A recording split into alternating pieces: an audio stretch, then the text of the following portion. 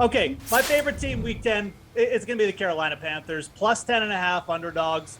I get it. It's PJ Walker. This team is going up against the Cardinals. All things considered, Kyler a little bit healthier, but he's still not 100%. This is a Cardinals team who's been run on a little bit over the last 2 weeks. They got off early against the San Francisco 49ers. But as we talked earlier in the week, I don't really know if the 49ers are a good team to gauge against right now. They just have so many different holes on defense. It looks so good one week and then so bad the next week. This Panthers team plays at a very slow pace, and so do the Arizona Cardinals.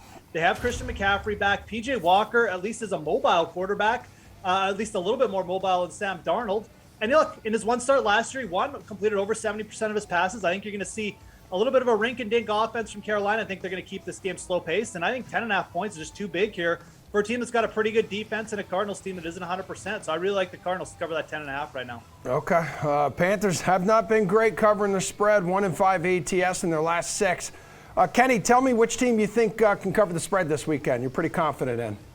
Yeah, I'm really glad Geoff said that, because now basically I have a free hit here. I could just say whatever I want, and it's going to sound more rational than the Panthers, right? And I'm really happy, that you said that, because I want to take the Jets plus 11 against the Bills. Look, I've been saying it for weeks now, but ever since Michael LaFleur moved to the booth, this offense has been a revelation. It's a different offense.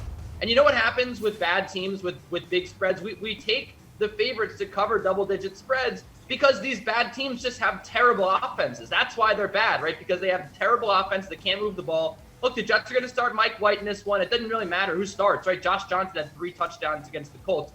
I just think the Jets are going to score enough points to stay in this football game. The Bills' defense is not good, right? They're probably on the same plane as the Colts if we have to rate them. So I think that the Jets here, if they just score 20, 25 points, will cover an 11-point spread. This defense has been horrible, and that's the only liability you have here. But Josh Allen just couldn't score a touchdown against the Jacksonville Jaguars. No offense, Emerson. So I don't know. I think that perhaps this is a really tight game. And go back to last year or to 2 years ago even, when the Jets were starting like Mike Kafka, or wherever they were starting at quarterback. They were still covering the spread or nearly covering the spread against the Buffalo Bills. These teams historically over the last couple of years have played very close games. So I think that something here, there's something to be said about the Bills playing down to the Jets, this Jets offense surprising them, and I think they cover the 11 points.